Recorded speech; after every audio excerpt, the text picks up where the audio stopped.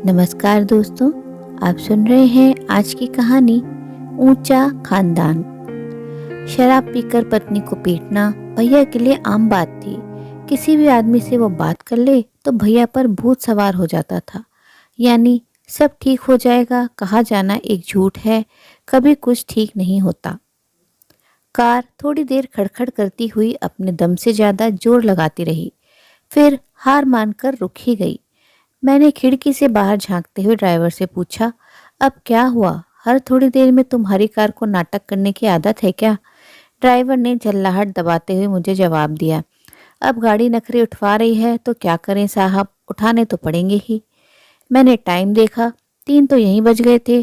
4 से पहले हवेली पहुंच नहीं पाऊंगा। 2-3 घंटे तो कम से कम रुकना ही है वहाँ, यानी 6-7 बज जाएंगे। अब रात में क्या वापस होना? सुबह से पहले तो नहीं निकल पाऊंगा। कल फिर इसी खड़खड़ रास्ते को झेलते हुए स्टेशन पहुंचना, सोचकर ही दिमाग थकने लगा था। साहब, कीचड़ मिट्टी का रास्ता है, लग रहा है कुछ दिक्कत हो गई कार में। फोन किया है, मैकेनिक आएगा, समझ लीजिए घंटे भर की फुर्सत। इससे ज्यादा खराब क्या ही होगा। एक पल को मेरा दिमाग भन्नाया, फिर खुद पर शर्म आई। मैं किस लिए जा रहा था हवेली? जिस बात के लिए जा रहा था उस बात का तो एक रत्ती भी दुख मेरे मन के किसी कोने में था नहीं। एक एक्सीडेंट में अपने माँ पापा को खोने के बाद मैं ताऊ जी के घर ही रहा। ताई जी, जिनकी छाया में मैं बड़ा हुआ, वो 3 दिन पहले दुनिया छोड़कर चली गई थी और उनकी मौत पर जाना एक बहाना था। मैं तो देविका का हाल जानने जा रहा था। मैंने कार की पिछली सीट पर लेटकर बैग का तकिया बना लिया। जब तक कार नहीं ठीक हो जाती एक नींद तो ली ही जा सकती थी। आंख मूंदते ही ताऊ जी के बेटे महेंद्र भैया का चेहरा खट से सामने आ गया। आंखें तुरंत खुली, फिर बंद भी होने लगी। इस बार फिर महेंद्र भैया दिखे, लेकिन इस बार अकेले नहीं, बगल में देविका भी थी। पिछली बातें याद आने लगी थी। करीब 2 साल पहले जब मैं हवेली आया तो भैया ने आते ही दबोच लिया था। जी तो कर रहा है जान से मार दूं तुझे। शादी पक्की करने गए थे तब क्यों नहीं आया? भैया, ऑफिस वालों ने आने ही नहीं दिया। अब आया हूं ना हफ्ते भर की छुट्टी पर। आलीशान शादी होगी। 1 मिनट रुकिए, पहले भाभी की फोटो दिखाइए। भैया ने इधर उधर देखते हुए अपना फोन निकाला। एक फोल्डर था भाभी की फोटो का। मैंने झांक कर देखा। इतनी फोटो रखे हुए हो? मैंने व्हाट्सएप पर मांगा तो क्यों नहीं भेजी? भैया ने फोटो गैलरी देखते हुए कहा, देख आदित्य, मुझे ये सब पसंद नहीं, तू जानता है। मैं तुझको भेजता तो अपने दोस्तों को भेजता, फिर ये फोटो इधर से उधर घूमती। ओहो, पजेसिव हो रहे हैं भाभी के लिए। अच्छा, अब तो दिखाइए। मैंने उनके हाथ से फोन छीन लिया। अरे ये क्या? मेरा तो मुंह खुला रह गया। कितनी सुंदर है ना तेरी भाभी। भैया मुझे चौंका हुआ देख गर्व से भरे जा रहे थे और मैं एक के बाद एक फोटो देखता जा रहा था। ये तो देविका है, बनारस से है ना? ओह माय गॉड, मेरा चेहरा जैसे ही खिला भैया का उतर गया। ए भाई, पूरी बात बता, इतना कैसे जानता है इसको? देविका और मैं 12वीं तक एक साथ पढ़े हैं भैया। पापा की पोस्टिंग वही तो थी तब। एक ही स्कूल, एक ही क्लास, घर भी पास थे हमारे। मुझे विश्वास ही नहीं हो रहा था, इतनी पुरानी जान पहचान का इस तरह सामने आना, इतने करीबी रिश्ते में बदल जाना। सच कहते हैं दुनिया गोल है। तब तो बेकार इतनी जांच पड़ताल करवाई लड़की और घर परिवार की, तेरे से ही पूछ लेते। भैया मजाक करने की कोशिश करते हुए हंस तो दिए, लेकिन वो हंसी उनके चेहरे पर फैल नहीं पाई। पता नहीं क्या हुआ उसके बाद। वो जब देखो तब मुझसे देविका के बारे में अजीब ढंग से पूछते रहते। उन सवालों में कौतूहल नहीं, बेचैनी झलकती थी। सब लड़कों से बात करती थी देविका। तुम सब लोग घूमने भी जाते थे साथ में? देविका तो बहुत सुंदर है, लड़के पटाने की कोशिश तो करते ही होंगे। कभी नाम उछला किसी के साथ? मुझे महेंद्र भैया की ये बेचैनी डराने लगी थी। उनके अंदर एक घुटन सी महसूस होती थी। मुझे डर सताने लगा कि इस घुटन में इनका रिश्ता कैसे टिक पाएगा। एक घुटन मेरे अंदर भी फैली हुई थी। देविका और मैं बचपन के सिर्फ दोस्त नहीं थे, उससे ज्यादा भी कुछ थे। ये बात हम दोनों को ही पता थी और सिर्फ हम दोनों तक रह भी गई। हेलो, आप आदित्य बोल रहे हैं? एक दिन सुबह ही किसी अनजान नंबर से मेरे पास फोन आया। जी, आप कौन? मैं देविका, आपकी भाभी। एकदम शांत आवाज आई। मैं संभल गया। नाम बताने के साथ मुझे रिश्ता भी समझा दिया गया था। कैसी हो? ओ, कैसी हैं आप? मैंने अपनी भाषा ठीक की। मैं ठीक हूँ। इन्होंने बताया कि आप इनके चचेरे भाई हैं। बस आपसे एक रिक्वेस्ट थी। मैं देविका की इस औपचारिक बोली से खींच गया था। कौन कहेगा कि एक समय में हम इतने करीब रहे हैं कि मैं ये कह रही थी कि आपके भैया थोड़ा पजेसिव है मेरे लिए, तो आप वो सब मतलब स्कूल वगैरह की बातें क्यों करते रहते हैं? वो बहुत पुरानी बातें हैं। देविका बोलते हुए रुकी, फिर बोली, इतना पुराना याद नहीं रखना चाहिए। मैं कुछ भी बोलने की हालत में नहीं था, बस मैंने इतना पूछा, और कुछ? उधर सन्नाटा था। वो कुछ सोचकर बोली, हमारी बात हुई, किसी से कहिएगा नहीं। नहीं कहूँगा, और कुछ? मैं रोबोट की तरह पूछता जा रहा था।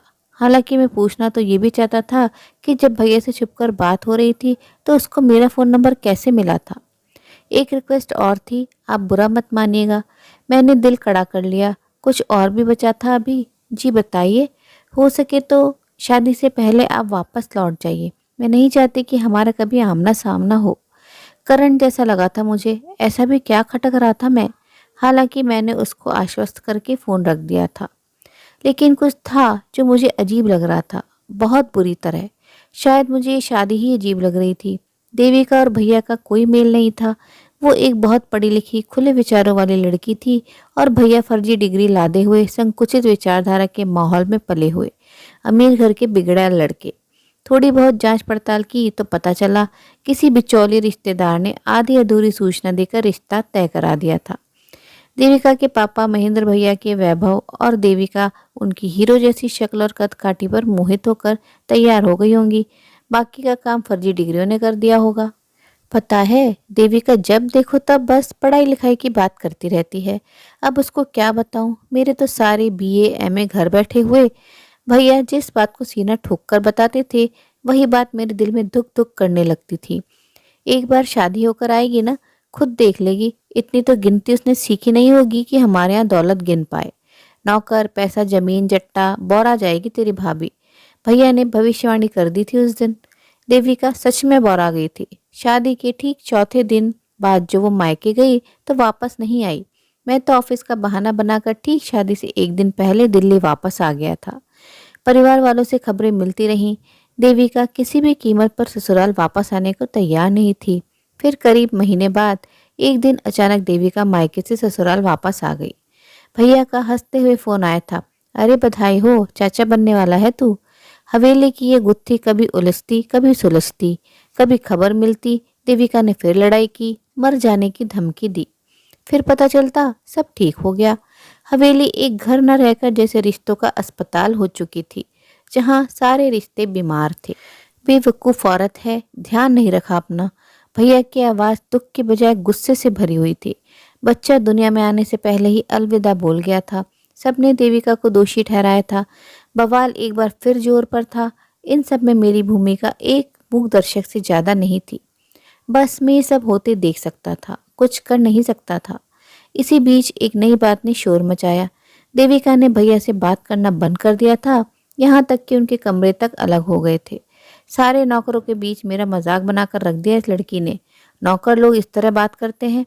साहब का कमरा, बहू जी का कमरा। एक बार आ जा तो खुद देख ले आकर। बात इतनी बिगड़ जाएगी किसी ने सोचा नहीं था। मुझे भी अब ये सब नाटक जैसा लगने लगा था। मन करता था देविका से जाकर बात करूं, फिर याद आती उसकी न मिलने वाली बात। एक बार फोन भी लगाया उसको, नंबर ही काम नहीं कर रहा था। हेलो आदित्य, मैं देविका। एक दिन अचानक किसी नए नंबर से देविका का फोन आया। चौंकाने वाली दो बातें थी। एक तो फोन आना, दूसरा भाभी का रिश्ता याद न दिलाते हुए सिर्फ देवी का कहना। जी बोलिए भाभी, मैं अपने दायरे में ही रहा। मुझे इन सब के खिलाफ केस करना है, सपोर्ट करोगे? मेरे होश उड़ गए थे। अब ये क्या था? घर में भयंकर बवाल करके भी इसको चैन नहीं, अब केस भी होगा, और उसमें भी मेरा सपोर्ट। मैं हूँ कौन? आप मुझसे कैसे सपोर्ट मांग सकती हैं मेरी फैमिली के खिलाफ? मेरे सवाल के जवाब में मुझे सुनाई दिया सन्नाटा और फिर रोने की आवाज़। देविका एक शब्द भी नहीं बोल पा रही थी, और जब बोलना शुरू किया तो सन्नाटा मेरे जहन पर छाने लगा था। देविका की बात माने तो वो नार के जीवन जी रही थी। शराब पीकर पत्नी को पीटना भैया के लिए आम बात थी। किसी भी आदमी से वो बात कर ले तो भैया पर भूत सवार हो जाता था। शादी के तुरंत बाद ही भैया की कुछ हरकतें देविका को नागवार गुजरी थी, तभी वो मायके से आना नहीं चाहती थी। फिर तुम वापस क्यों आई? वहीं रहकर विरोध करती, तलाक लेती? मैंने रूखे ढंग से पूछा। मैं उसकी बात आसानी से मान नहीं पा रहा था। मैं नहीं आना चाहती थी, तब तक पता चला कि प्रेगनेंसी है। मुझे लगा शायद सब ठीक हो जाएगा अब। वो रुककर बोली, ठीक भी रहा कुछ दिन। फिर मेरा एक कज़न आया मुझसे मिलने। उसके जाने के बाद इनको लगा कि मेरे उसके बीच कुछ गलत रिश्ता है। इन्होंने बहुत मारा मुझे। मेरा 7वां महीना चल रहा था। वो फपक कर रो पड़ी थी। मैं कुछ भी कहने सुनने की हालत में नहीं था। ये सब ना सच लग रहा था ना झूठ। उसी वजह से, मतलब मारपीट की वजह से? मैंने झिझकते हुए पूछा। देविका ने हामी भरी। हाँ, इनकी सनक की वजह से सब कुछ खत्म हो गया। मेरे मायके वाले तब भी कहते रहे एडजस्ट करो, सब ठीक हो जाएगा। लेकिन कुछ ठीक नहीं होगा, मुझे पता है। मैंने उसकी बात सुनकर थोड़ा बहुत समझाकर फ़ोन रख दिया। मैं सुन चुका था, मानना अभी बाकी था। घर के अंदरूनी मामलों की सच्चाई जिनको पूरी तरह पता हो सकती थी, मैंने उनका दरवाज़ा खटखटाया, हवेली के पुराने नौकर हरिया को फ़ोन करके। उनका विश्वास जीतकर अंदर की बातें उगलवाई। जो सच निकल कर आया वो इतना कुरूप था कि सुनना मुश्किल था। देविका उस सच को जी कैसे रही थी? उसने विरोध का नया तरीका निकाला था, अलग कमरा चुन लिया था। मुझे लग रहा था इतिहास अपने आप को दोहरा रहा था। यही हालत ताई जी की थी। बात बात पर ताई जी लताड़ दी जाती थी। मैं छोटा था, समझ नहीं पाता था। ताई जी के हाथ, गर्दन, चेहरे पर उभरे निशानों का मतलब मुझे बहुत बाद में समझ में आया। वही मारपीट की परंपरा भैया भी निभा रहे थे। भैया से कुछ कहा नहीं जा सकता था। देविका का तलाक उसके माँ पापा होने नहीं दे रहे थे। देविका मुझको अक्सर फ़ोन करने लगी थी। अब सहा नहीं जाता, लगता है मर जाऊं। एक घर में रहकर अलग अलग रह रहे हैं, तब भी चैन नहीं है। कल फिर हाथ उठाया मुझ पर। भैया तो मेरी नज़रों से गिरते ही जा रहे थे। ताऊ जी भी सम्मान पाने लायक नहीं रहे थे। ताई जी तो गूंगी गुड़िया ही थी। उनके सामने घर में ये सब हो रहा था और वो चुप थी। साहब साहब, कार ठीक हो गई है। ड्राइवर मुझे तेज आवाज़ में जगा रहा था। जैसे तैसे आंखें खोलकर मैं फ्लैशबैक से बाहर आया। कपड़े ठीक करके मुंह धोकर मैंने होलिया ठीक किया और आधे घंटे के अंदर ही हवेली जा पहुंचा। हवेली घर न लगकर भूतों का डेरा लग रही थी। पहली बार ऐसा हुआ था कि हवेली का फाटक खुलते ही ताई जी की बाहें मुझसे नहीं लिपटी। बड़े दिन लगा दिए आदित्य। ताई जी तुमको याद करती हुई चली गई। ताऊ जी सोफे पर निढाल पड़े हुए थे। मुझे देखकर आंखों में नमी तैर गई। कितने दिन की छुट्टी पर आए हो? कल सुबह चला जाऊंगा ताऊ जी। भैया कहाँ हैं? ताऊ जी पता नहीं के अंदाज में कंधे उचकाकर फिर से सोफे में धंस गए। मैं बैग वहीं रखकर सीढ़ियां चढ़ता हुआ ऊपर आया। भैया के कमरे की ओर बढ़ा तो वहां गुप अंधेरा था। आगे ताई जी के कमरे में रोशनी थी। भैया, मैंने आवाज़ देते हुए दरवाज़ा धकेला। भैया वहां नहीं थे। सामने थी ताई जी की फोटो, फूल माला पहनी हुई, और उनके बगल में बैठी बुत बनी हुई देविका। मुझे देखकर उसने सिर झुका लिया। भैया, भैया कहाँ हैं? मैं हड़बड़ा गया था। इतने सालों बाद देविका को देखना, वो भी इस हाल में। शरीर ऐसा जैसे कंकाल को साड़ी पहना दी गई थी। चेहरे पर आंखें गड्ढों में धसी हुई और रंगत ऐसी जैसे शरीर से पूरा खून निचोड़ लिया गया हो। देविका ने फोटो देखते हुए कहा, मम्मी चले गई, अब कोई भी नहीं है। मैं वहीं ड्यूटी पर बैठ गया था। थोड़ी देर बाद एक नौकर ने आकर बताया कि भैया 4 दिनों के लिए दोस्तों के साथ घूमने गए हुए थे। सब कुछ स्पष्ट था। ताई जी को गए गिनती के दिन हुए थे और भैया का घूमना फिरना शुरू हो चुका था। देविका की हालत बता रही थी कि जिस तरह अधमरी हालत में उम्र बिताकर ताई जी ने दिन गिने, वही अंत देविका का भी होना था। मैंने एक बार फिर देविका को देखा। साथ बिताए दिन, महीने, साल एक साथ आकर खड़े हो गए। खाने के लिए नहीं पूछोगी? मैंने वहीं ड्यूटी पर बैठे हुए पूछा। वो चौंक कर उठी। हमारी नजरें मिली। हजारों सवाल उठे, चुप हो गए। हरिया काका मेरा खाना लगाकर मेरे कमरे में ले आए थे। धीरे धीरे बोलते हुए उनकी आंखें टपकने लगी। सब हमारी गलती है साहब। हम ही गोली की बोतल लाकर दिए थे मालकिन को। मतलब? खाना खाते हुए मेरे हाथ रुक गए। सारी गोलियां खा के सो गई मालकिन। बहुत दुखी थी। वो फूट फूट कर रो पड़ा था। मेरे हाथ में पकड़ा निवाला थाली में ही छूट गया। ताई जी की मौत फूड पॉइजनिंग से हुई, यह झूठी बात थी। ताऊ जी ने अब तक उनका जीना इतना मुश्किल किया हुआ था। यानी सब ठीक हो जाएगा कहा जाना एक झूठ है। कभी कुछ ठीक नहीं होता। एक डर और मुझ पर हावी हो गया था। इतिहास अपने को दोहरा रहा था।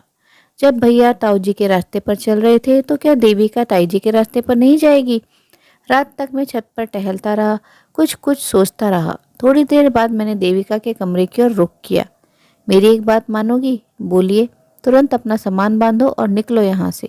देविका को तब तक कुछ समझ नहीं आ रहा था जब तक हरिया काका का बताया सच मैंने उसके सामने लाकर नहीं रख दिया।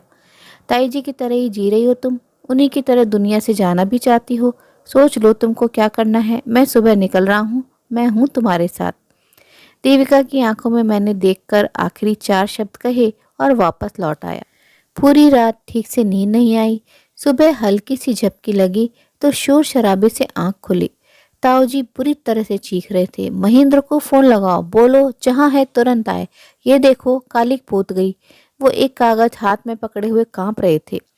मैंने उनको एक जगह बिठाया और आंखें मलते हुए वो कागज पढ़ना शुरू किया। महेंद्र, मैं जा रही हूँ सब कुछ छोड़कर, आपको, आपकी सनक और आपकी दौलत को छोड़कर। मुझे ढूंढिएगा नहीं, तलाक के कागज जल्दी मिलेंगे आपको। देविका। मैं सन्न रह गया था। इस कदम की, इस हिम्मत की उम्मीद मुझे उससे नहीं थी।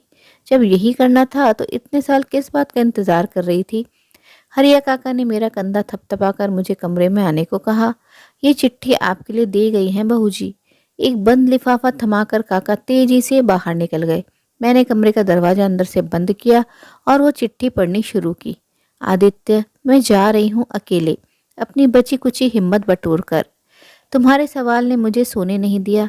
जवाब ये है कि ना मुझे मम्मी की तरह जीना है, ना उनकी तरह दुनिया से जाना है। मम्मी मुझे वो रास्ता दिखा गई है जो मुझे बहुत पहले चुन लेना चाहिए था। तुम सोच रहे होंगे कि ये हिम्मत मुझ में पहले क्यों नहीं आई। उत्प्रेरक समझते हो ना, कैटलिस्ट। किसी धीमी प्रक्रिया को तेज कर देता है। तुम्हारा सपोर्ट, तुम्हारे कहे वो 4 शब्द, मैं हूँ तुम्हारे साथ, ये मेरे लिए उत्प्रेरक का काम कर गए। आज मेरे लिए एक नई सुबह है। यह सुबह तुम लाए हो, अपने नाम आदित्य को सार्थक करते हुए। आदित्य का मतलब भी तो सूरज ही होता है ना। फिलहाल तो अपनी मंजिल की ओर खुद बढ़ूंगी। जहाँ कमजोर पड़ी तो तुम्हारी तरफ मुड़कर देखूंगी, मिलोगे ना वहाँ। देविका। मैंने चिट्ठी मोड़कर अपने सूटकेस में छुपाई, अपना सामान पैक किया। मेरा भी निकलने का टाइम हो रहा था। बाहर शोरगुल बढ़ गया। महेंद्र भैया वापस आ गए थे। मैंने चिट्ठी सूटकेस से निकालकर छोटे छोटे टुकड़ों में फाड़कर पानी से निगल ली।